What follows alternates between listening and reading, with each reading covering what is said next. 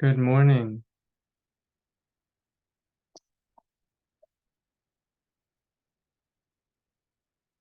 Hello, everyone.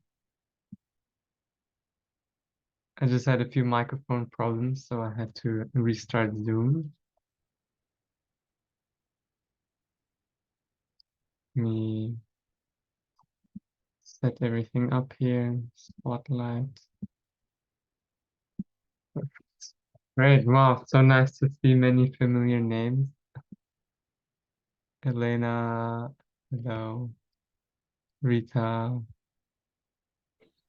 Elliot. Nice to see you guys.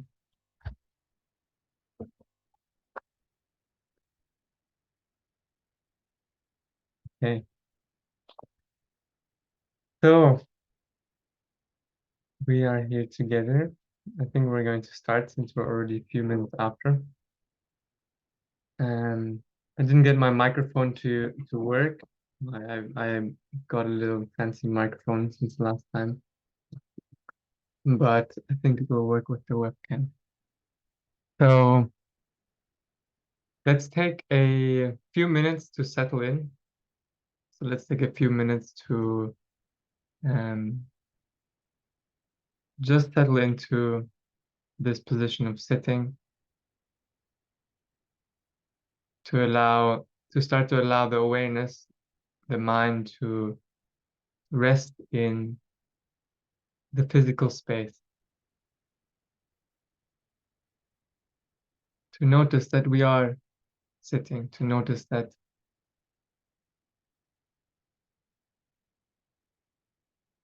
there's different objects around the room.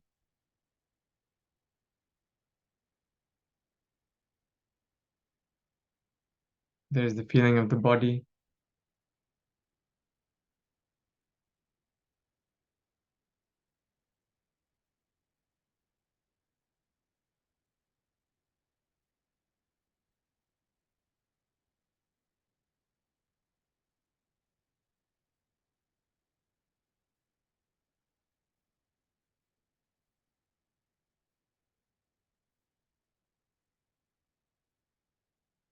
If you want, you can close down the eyes.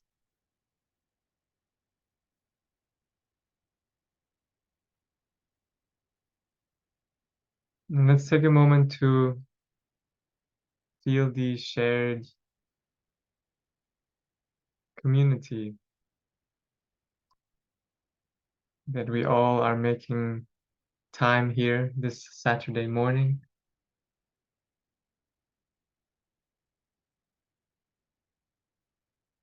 or some of us who are going to watch the recording later. We're all taking the time out of our weekend and taking the time for the next 10 days to work with the mind, to meditate together. So even though we might be physically alone in our space, physically alone during our meditations, there's the shared commitment. And we're all here for our own reason, our own curiosity. Some of us are familiar faces. We've done the course before. Some of us are new, but there's some reason we're here together. Our own personal reason, which might be clear, which might be less clear.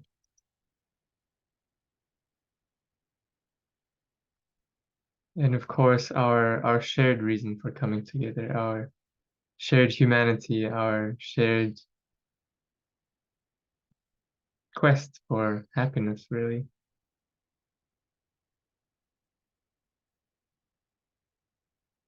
So it's wonderful to be together. Thank you so much for joining.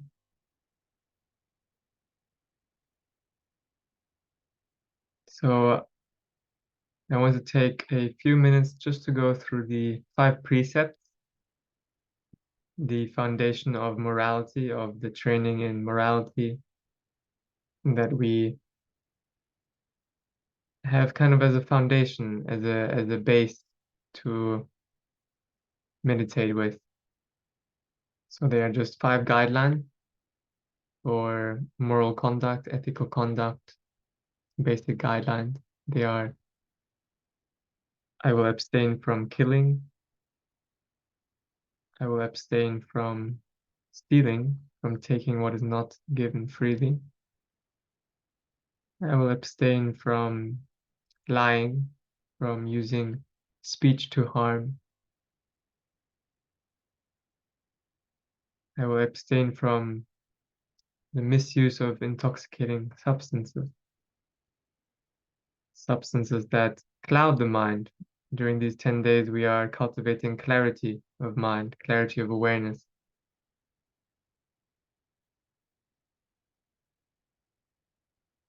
And the last one is not to commit acts of sexual misconduct. So these 5 precepts just help us to firstly create a bit more awareness throughout our day, so that we are already being a little bit mindful of our behavior with ourselves, our behavior with others. The Buddha, he proposed non-violence. He proposed non-violence to others, non-violence to ourselves. And this, the most obvious form of non-violence is in our action, how we interact with the world, how we interact with others. But of course, we can also extend this principle of non-violence to how we relate to our thoughts, how we relate to our intentions, how we relate to our moods, our emotions. And so the training starts with the most obvious, most gross things and moves gradually into the more and more subtle forms of non-violence, into the meditation as well.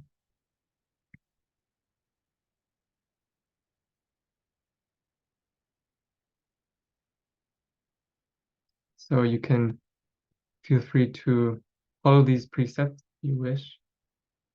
Of course, you are your own master.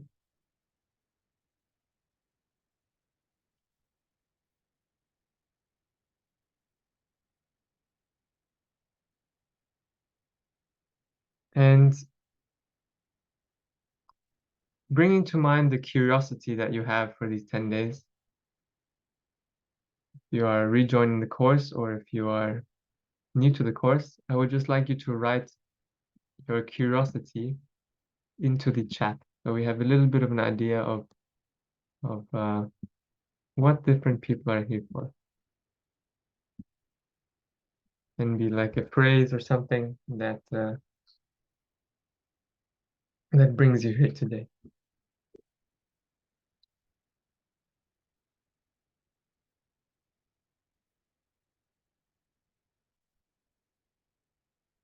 Connection of mind body.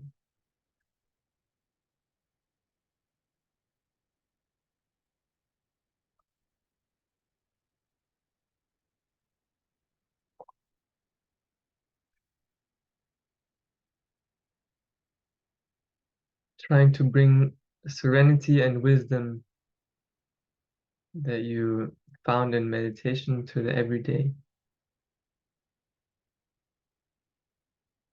Bridging the practice.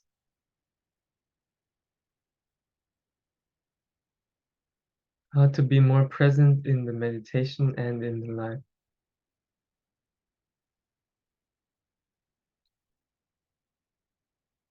And deeper understanding behind what's behind your conduct.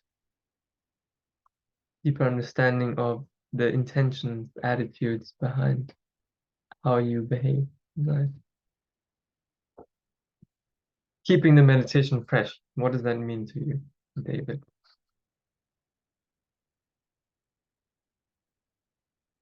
To learn to calm my mind and gain more control over it rather than feel like it controls me. To help strengthen Heart, love, and intuition. Wonderful.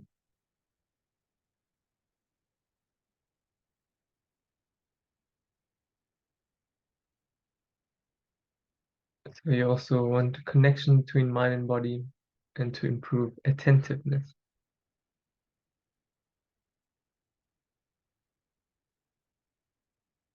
Great. So you see, we all have different reasons, our own reasons, which share commonality, which share the commonality of basically learning to understand ourselves better, to understand our experience better through awareness, through presence, to connect what seems disconnected, to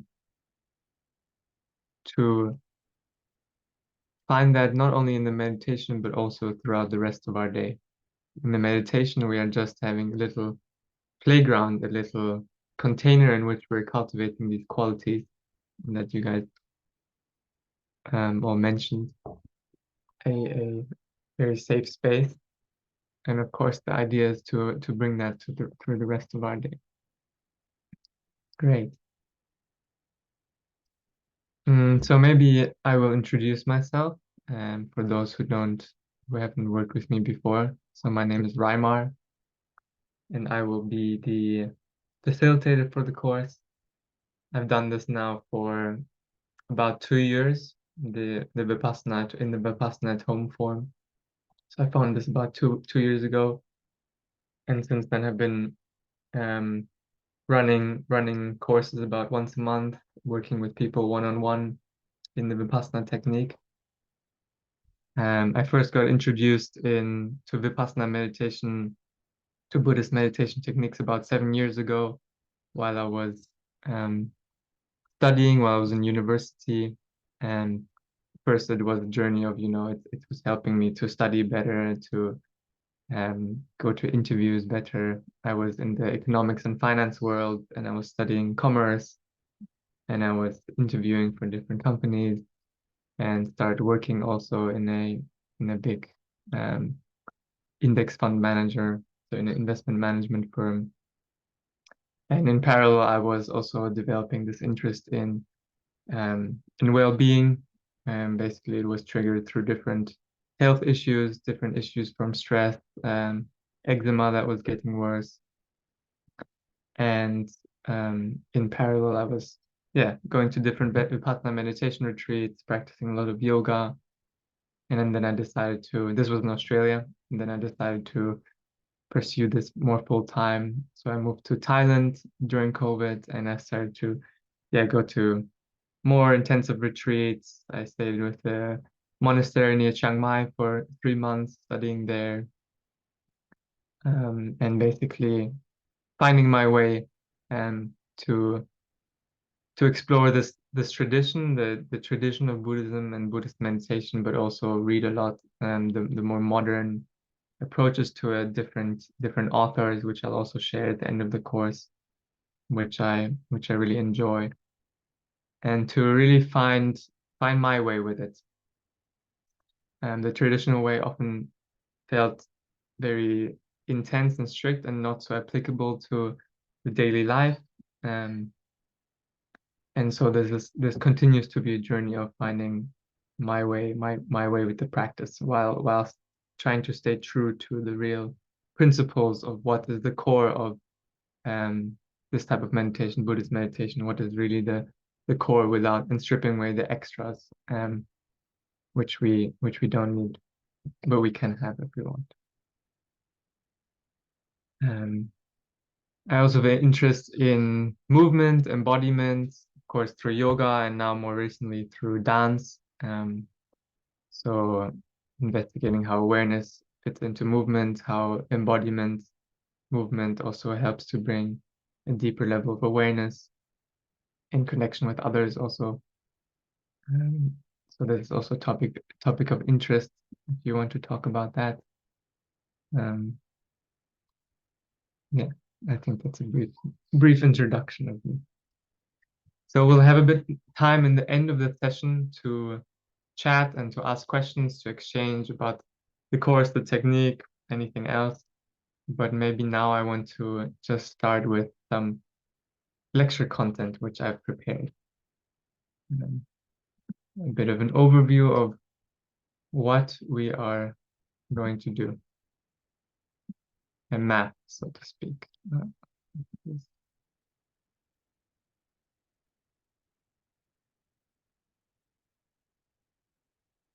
Okay, well,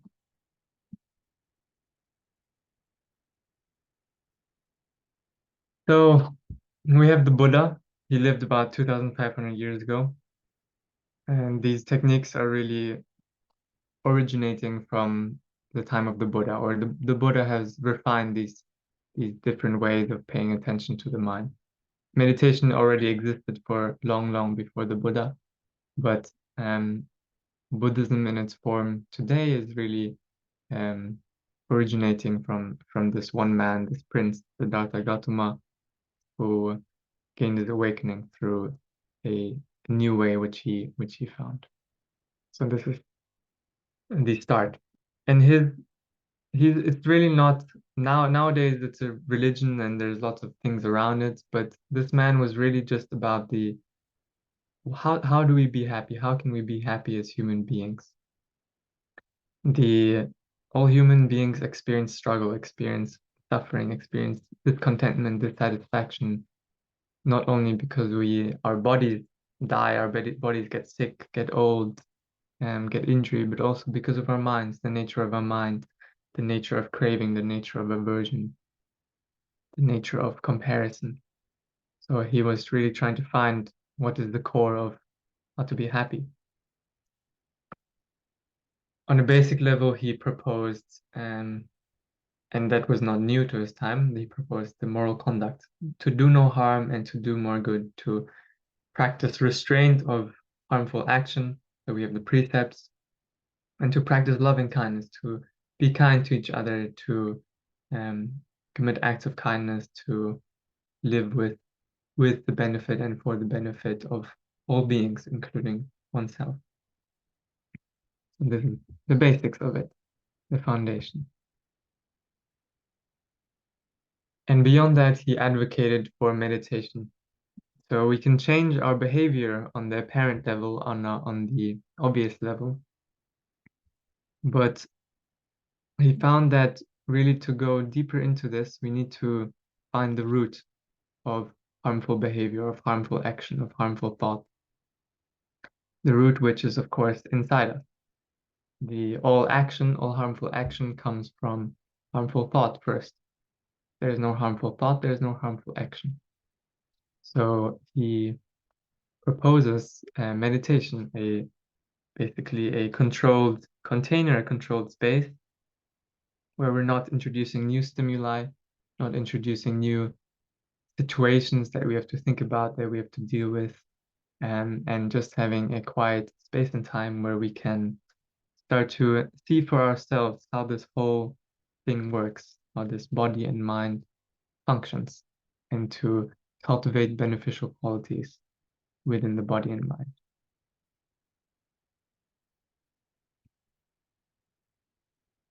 So in meditation, we already answered this question. Why would we want to meditate?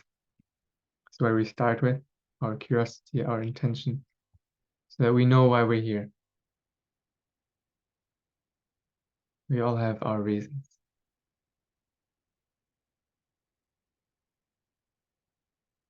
So our usual view of ourselves and the world is here's me and here's the rest of the world. And in my day-to-day life, I give all the importance to the world and my relationship to the world, my standing in the world, and what I do with my time, what is the tasks I need to solve, the jobs, the people I interact with, what do I do in my spare time. And so we give all the importance to um, me in the world, myself in the world, improving myself, improving my being, my character, enjoying, resting, whatever it is. And in meditation, we are just, rather than giving all importance to us and the world and believing all of this to be the truth and working with that at that level, we start to shift a little bit more and change our focus. Our awareness is more on our experience of me in the world, the experience of you in the world. So this is a subtle difference in the wording, you in the world versus your experience of you in the world.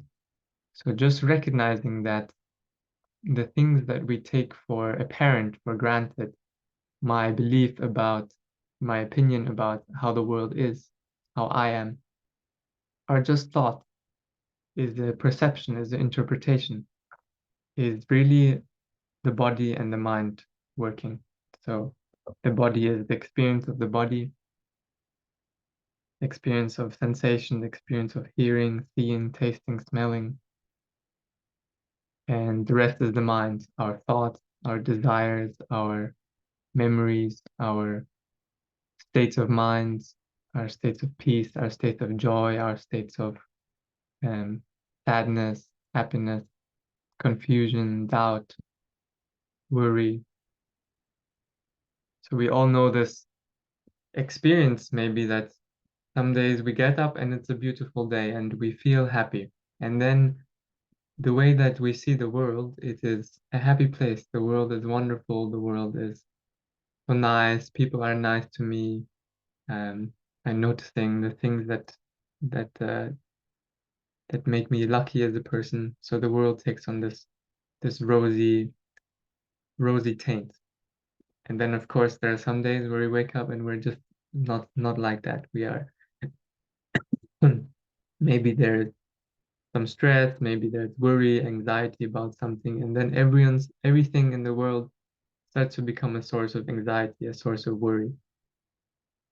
So we can see that it's not really so much about the world and you, it's much more about your experience of you in the world that makes up how we feel, that makes up whether we feel happy or unhappy about the world and ourselves. And so in meditation, we are just working at this level. We are working with observing this body and mind, how different perceptions, how different states of mind manifest, how our thought triggers some emotion, how the emotion triggers some thought, how some sensation in the body triggers some thinking, how some pain in the body can start and um, create this ricocheting effect and and worry and things start to happen. And basically to find a way to see through this, to see clearly this whole experience.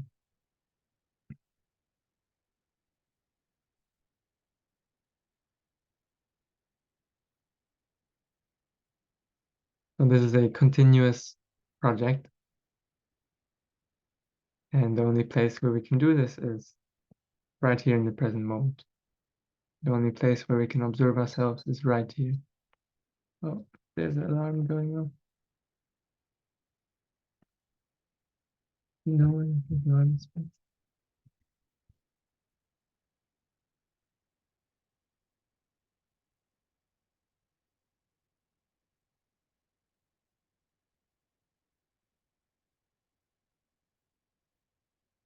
So we have two types of meditation. We have um, the Samatha meditation, so this very broad category for any type of meditation where we are settling and calming the mind and body. So we are, it's also called Samatha, translated as calm abiding. So it is calmly abiding with some meditation object. So we can calmly abide with the experience of breathing. We can practice Samatha meditation with a repetition of a mantra. We can practice Samatha meditation with visualization. We can practice Samatha with the feeling of space, of awareness, of emptiness. So there's some thing we're focusing on and coming back to, and we're resting and cultivating states of calm, states of tranquility, states of a gathered, collected, concentrated mind. And the other broad category of meditation is Vipassana meditation. Vipassana just means to see clearly. So it is any meditation where we're cultivating and having more priority on wisdom and insight. So where we are seeing clearly our experience and how it's working, not trying to change it, not trying to manipulate it, not trying to prefer states of calm or peace, but just see how unhappiness manifests, how suffering manifests, how happiness manifests. Basically, see how the whole structure of body and mind works.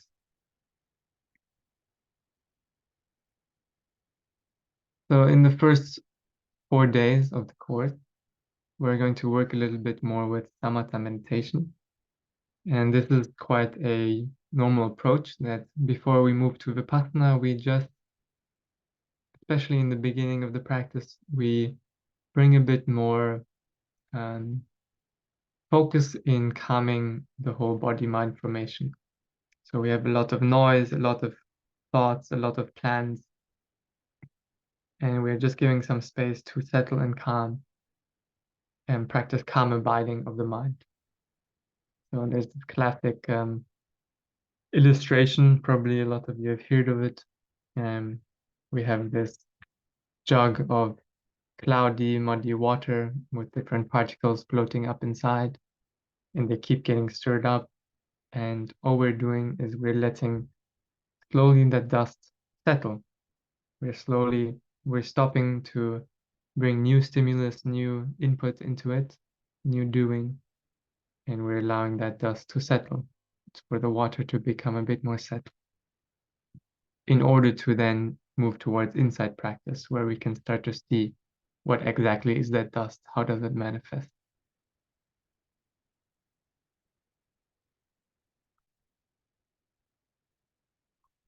And this is the practice of calm abiding. In this course,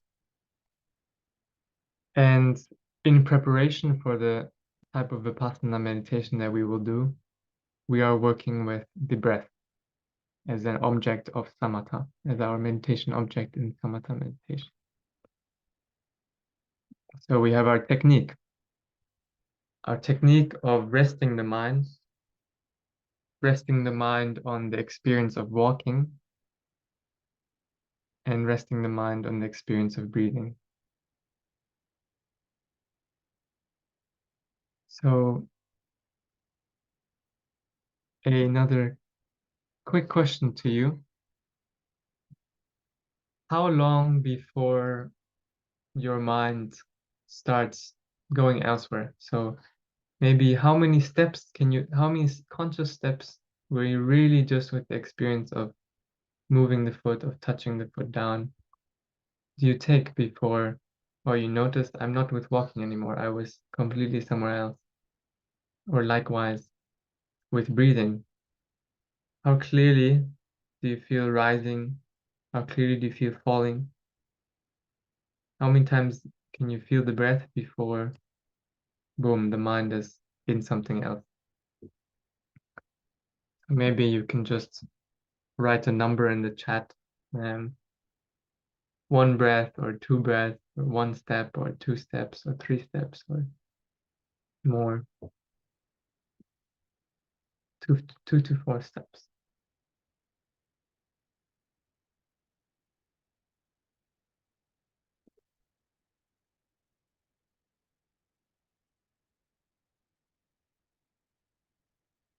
Two or three.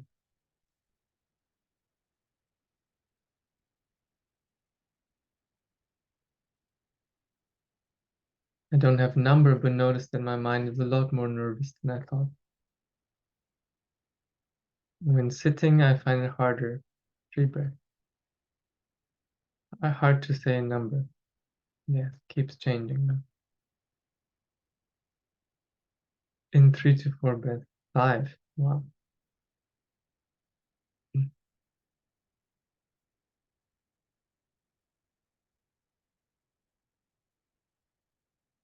Good.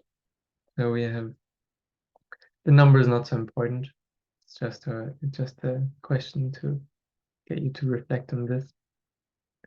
Often for me, it's 1 or 2, depending on how much intentionality.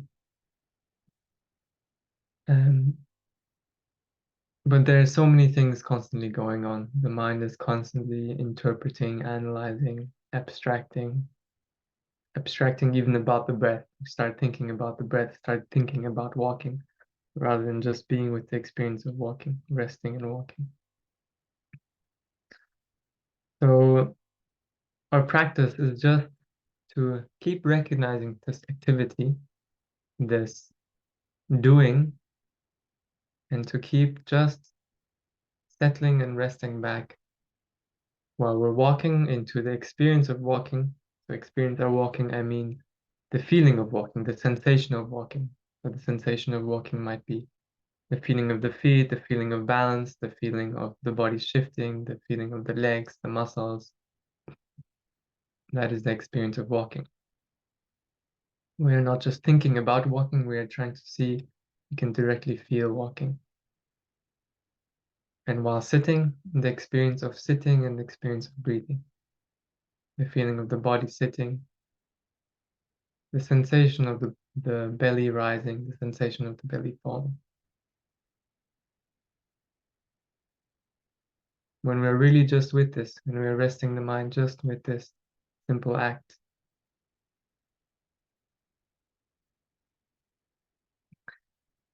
And it is completely normal that many things keep happening. So we don't have to somehow control the mind. We don't have to force the mind and strive and hold very tightly the meditation object, but it's more something that we keep coming back to. We keep letting go of what we're holding, what we're chasing after, what thought we are following. Keep letting go and keep settling and resting back. So allowing this practice of samatha meditation to be something that is more of a restful settling back into the meditation object rather than something that you need to hold tightly and focus on. So in my experience in the last 2 years of doing the course, a lot of people are using a lot of tension and tightness in order to focus and concentrate. But I found that it's actually much more helpful to have much more very light, very restful resting with meditation object. And with time, with space, naturally the mind becomes more and more collected, more and more gathered onto the object.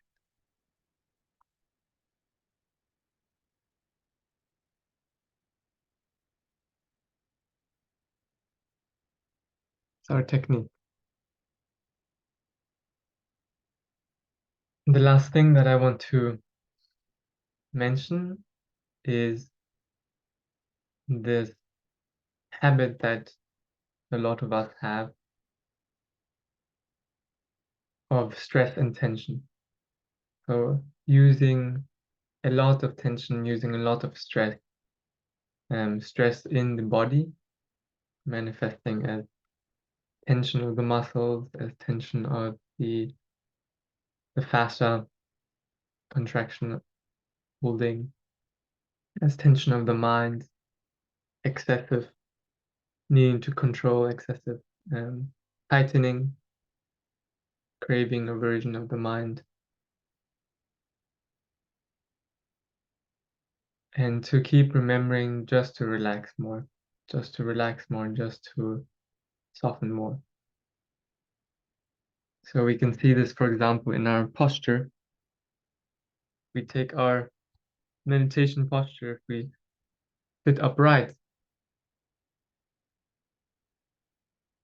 So if you do this right now, if you kind of have this uprightness in your position, this straightness in the spine,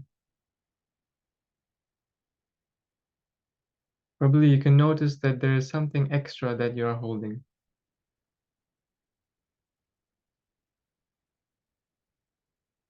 You can use less. You can do less in this posture. You can Soften maybe the jaw, the face, the legs, the hands, the arms.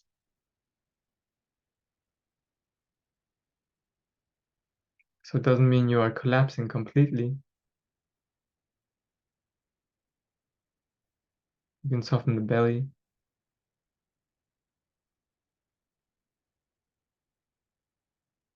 So the meditation is really like this. We are having a little bit of discipline, a little bit of effort to keep the stillness of the posture, to keep the mind with walking, to keep the mind with breathing. But we keep letting go of extra when we notice it. And of course, extra will appear as a habit, extra thinking, extra stress, extra tension, extra worrying. But we keep just by intending to relax this. Sometimes we can't relax it fully. That's okay. And we keep settling back into just the minimum act of walking, minimum act of sitting, of breathing. We have this concept of the right effort in Buddhism. It's part of uh, the Noble Eightfold Path, the kind of 8 different things which the Buddha proposes to walk this path. And one of those is right effort. And the right effort is really the one which is doing nothing. It's kind of a disciplined doing nothing. So we need a little bit of effort, we need a little bit of discipline to keep this posture, to keep this, to give this space and time, but within that, we do nothing. We keep resting. We keep remembering to do nothing. We keep remembering to rest the mind as just walking, just breathing. Then naturally, the space and time do the work for us. So it's a little bit like tending to a plant. We cannot force the plant to grow. We can only create the right conditions for this plant to grow, for the shoots to grow, for the plant to grow in its own time, through the cycles, through the sunlight, through the darkness. We can create conditions, we can create the right soil, we can create the right environment, the right temperature, and we can water the plant. So in our meditation practice, in our 10 days here together, we are creating conditions. We are creating conditions of 2 hours a day. We are creating conditions of right effort. Some commitment is there, some good posture is there. But we allow the space and time to do the work for us.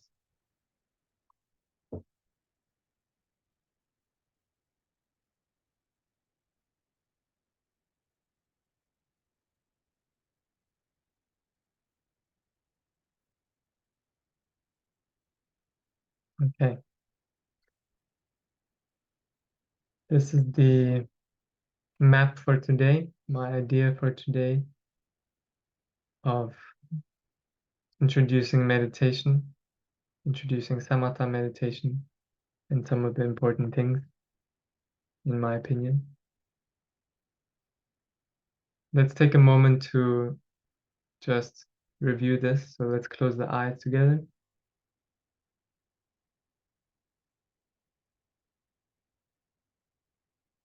So we have the practice of meditation, where we're going deeper into our experience. We are prioritizing not so much anymore you and the position in the world, you relative to the world, but we are giving more priority towards examining the experience of us in the world, the experience of thinking about the world, thinking about ourselves, the experience of the body. We have 2 different types of meditation. Samatha meditation, settling and calming, We'll work with this first, and later the Vipassana meditation, the meditation of seeing clearly, of developing insight into this body-mind process. So in Samatha meditation, we are working with calming the mind. Our technique for the course and in preparation for Vipassana is resting the mind as walking, resting the mind as breathing. We have little labels to help us to stay accountable to ourselves, to feel that we are feeling breathing, to know that we are feeling each step. The labels were introduced this morning. And we remember that just using the right amount of effort, a discipline doing nothing, and just allowing the space and time to do the work. No need to have anxiety about needing to achieve it, needing to get somewhere.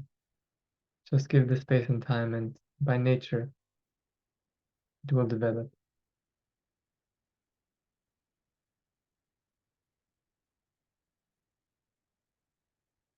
So now we have some time for questions, or comments, or thoughts. You can write those in the chat, or you can maybe raise your hand in this raise hand function, and you can speak out loud also. I'm just recording the session for the others as well.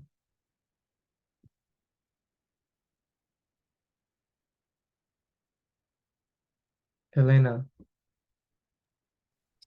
Hi, Rima and everyone. Thank you very much for this. I had a question about Vipassana. Is wisdom and insight? On what? Good question. Yes. So it is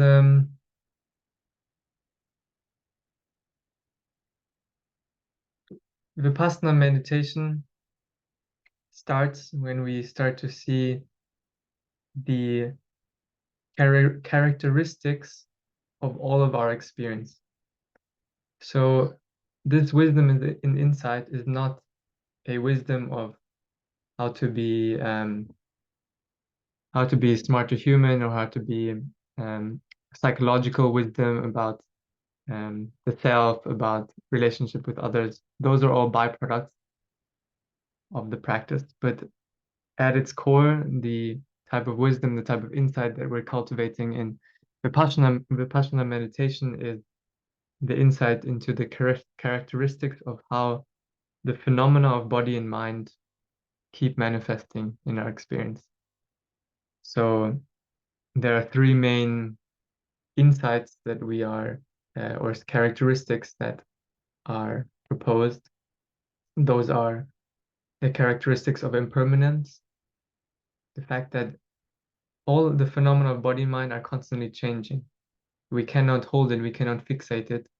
It is always changing. The characteristic of non-self, so what we take ourselves to be, what we take Reimar to be, is the experience of continuously changing thinking, body sensation, desire, imagination, memory, planning, perception.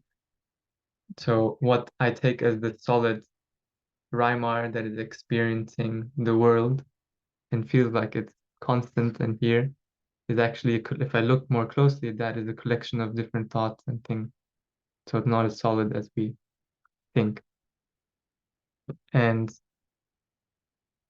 likewise, also that other forms, other things like the perception of Elena, that's something solid and unchanging. If I look more closely at actually my experience of Elena, it's just the experience of seeing, hearing, my own imagination, my own projections about Elena, my own thoughts, my own emotions about Elena. And the last characteristics is that of discontentment, of suffering, of dukkha. So this is the examination of how the feeling of discontentment arises in conjunction with thinking things or seeing things as very permanent and seeing self as something very solid, and how the feeling of friction of struggle in our experience arises dependent on those two. Um, this is this is the type of wisdom and insight. But in order to get to that point where we can start to see that clearly, we need quite a lot of calming and concentration and mindfulness skill developed to start to see that. So first we are working with Samatha to kind of a little bit slow everything down.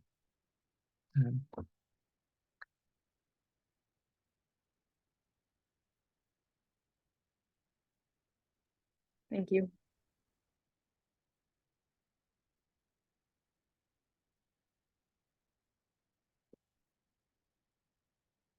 What else is there? A comment on last night's meditation. I liked very much when you said the thoughts are always there anyway, just allow your breath to be at the center of it all. Yes. Right. Yeah, just allowing it to.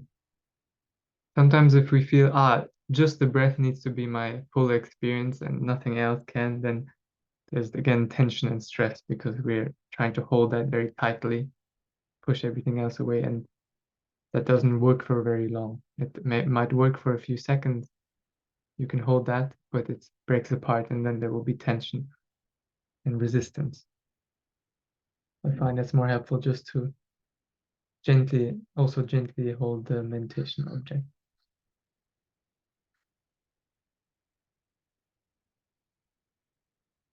Yes, Kate, raising your hand. Yesterday I kept finding myself, like when I was sitting, just getting frustrated that my mind kept wandering, and then I was getting frustrated that I couldn't kind of keep my mind calm, and then that would make my heart beat a little bit faster, and then I'd be aware of that, and I was kind of stuck in a bit of a loop, I guess. Does that I know everyone's different, but I mean, does that pass? I guess it's just practice, isn't it? Is that normal, and does that pass with time? And do you have any, what do you suggest if you kind of get stuck in that? Yes, yes. So that's a very common experience that there's kind of frustration about how much the mind is wandering, that you can't control the mind, that you can't settle the mind actually on what you want it to.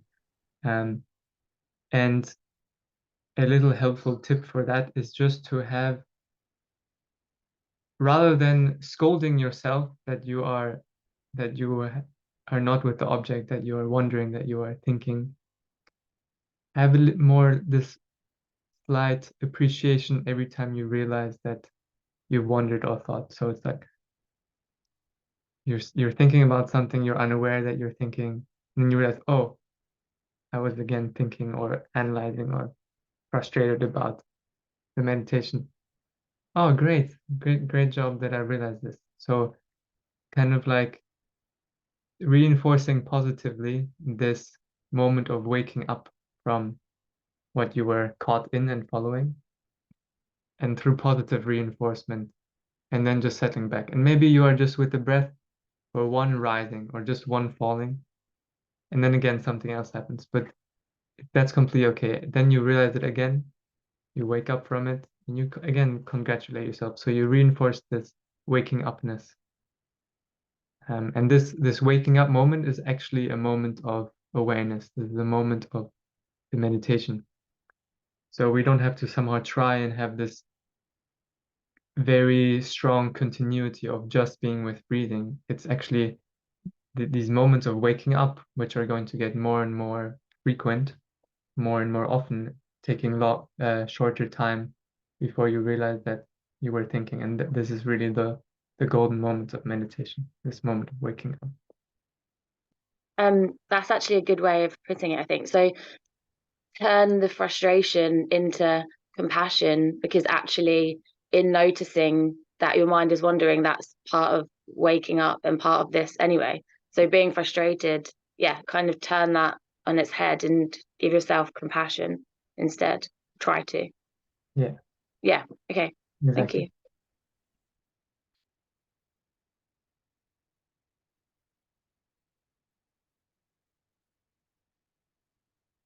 you. Yeah. Very, very gentle, matter of fact. Nice. Thank you for the question. Yes, Elena. Another one. I have another one. Is there a rationale for walking and sitting versus just sitting? Yes. My rationale is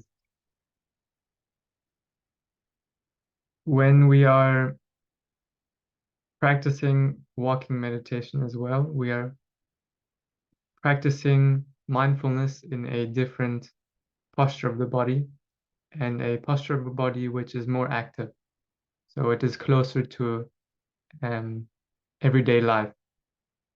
So we have our eyes open, we are engaged in, of course, a very simple task of walking.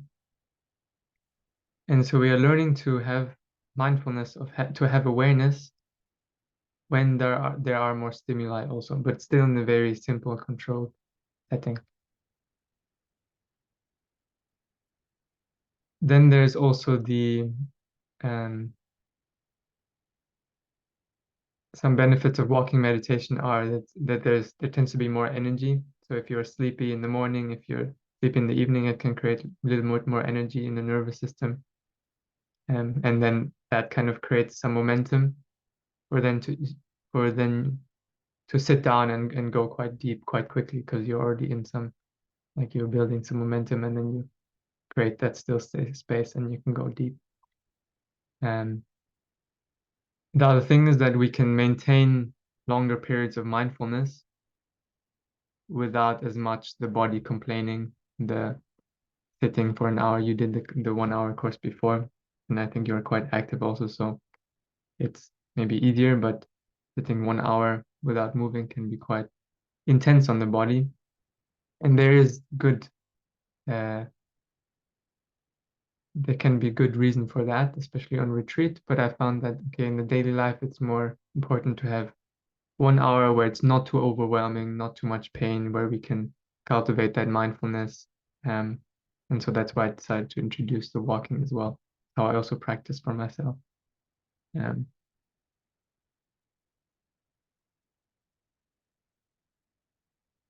and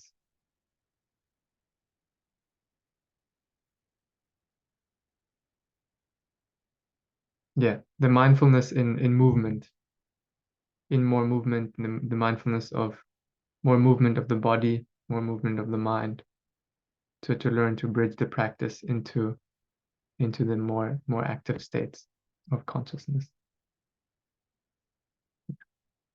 Off the top of my head, that's the rationale. Yeah, that's perfect. Thank you.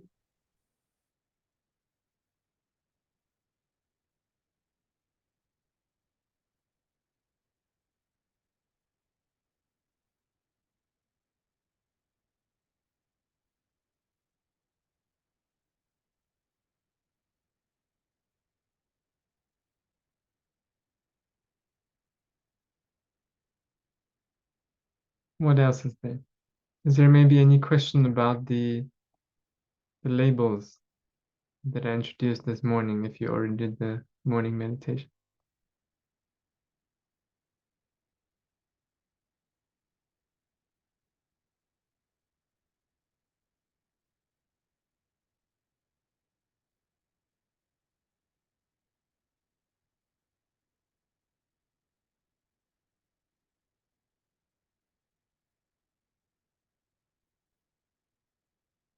I assume that we are free to use our own label.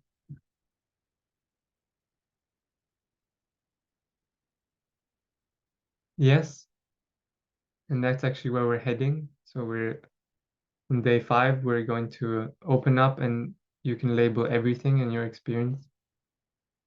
But that's what we're building up to. Do you mean your own labels for the walking and for the breathing? So, for example,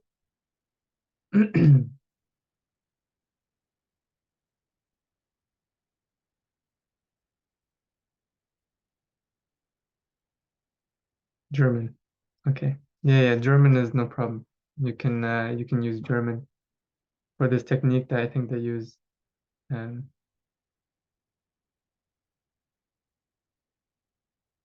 I can't remember what they used. I did a retreat in this technique in German. Can't remember. So yeah, you can use labels in German or in your own native language. The important thing is that allow the labels to really be a note that describes or is the feeling that you are labeling. So try not to label like 1, 2, 1, 2 for the breathing, for example. Try to let it be a label that really is also same as the feeling. So inhalieren, exhalieren, or heben, senken in German. So we're not just putting any word there, and we're putting a word there which is describing the sensation or the feeling. And that's important later because as we start to use labels for all of our experience, our labels will help us to clearly discern the different phenomena of body and mind, and to discern thinking from the sensation of rising, to discern the feeling of hearing from the sensation of uh, lifting the foot, for example. So it should be a label which is describing the experience.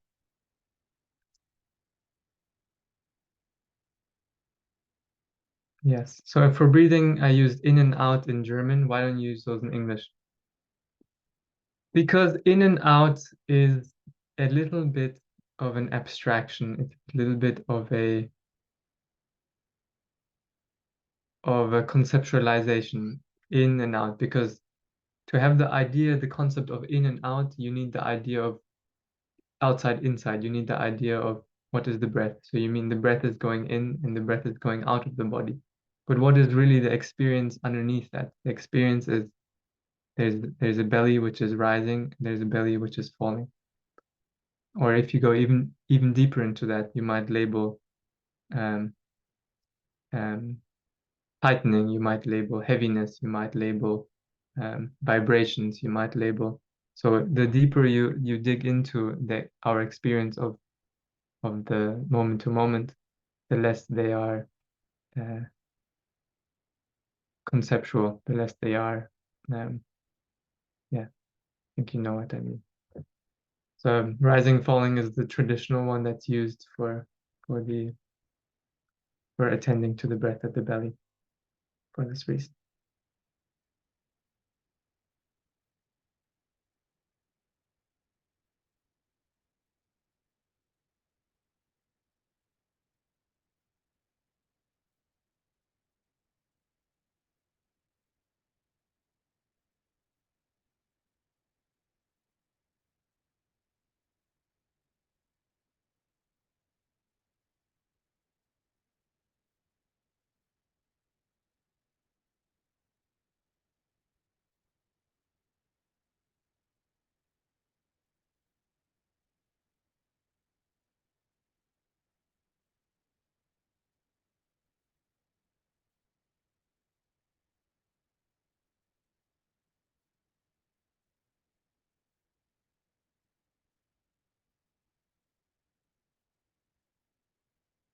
Okay. Last opportunity.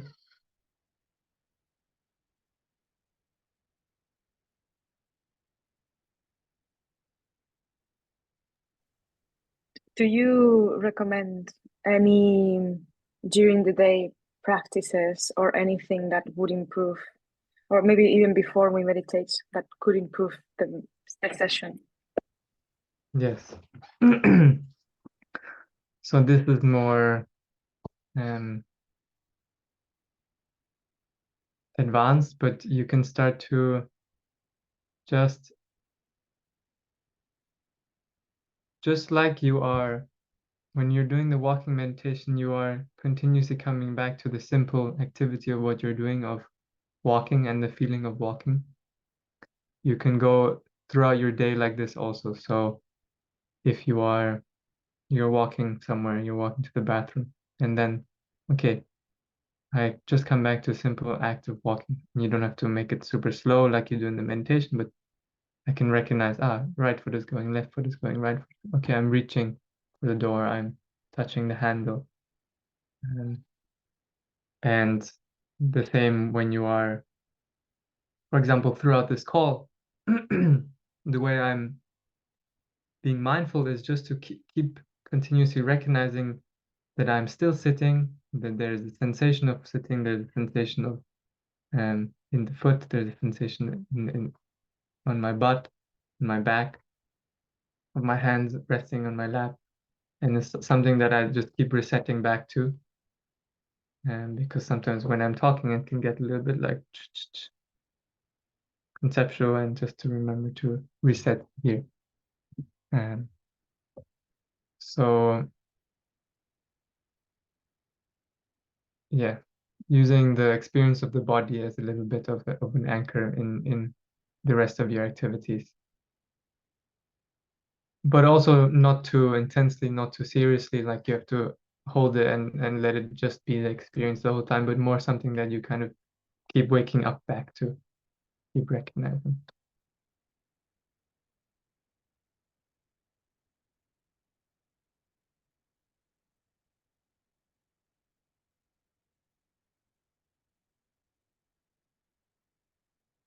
Okay, great. So thank you everyone for joining. We have a Q&A on Monday. If you want to drop in and ask questions which come up, or if you want to write them in the WhatsApp group, I will answer them there also. Good luck with the meditations. I'm also actually doing the course because the first one of this redesigned version, so I'm doing it in parallel with you. It's very interesting to hear my own voice in the meditation. But yeah, thank you for joining, and take care, and see you soon.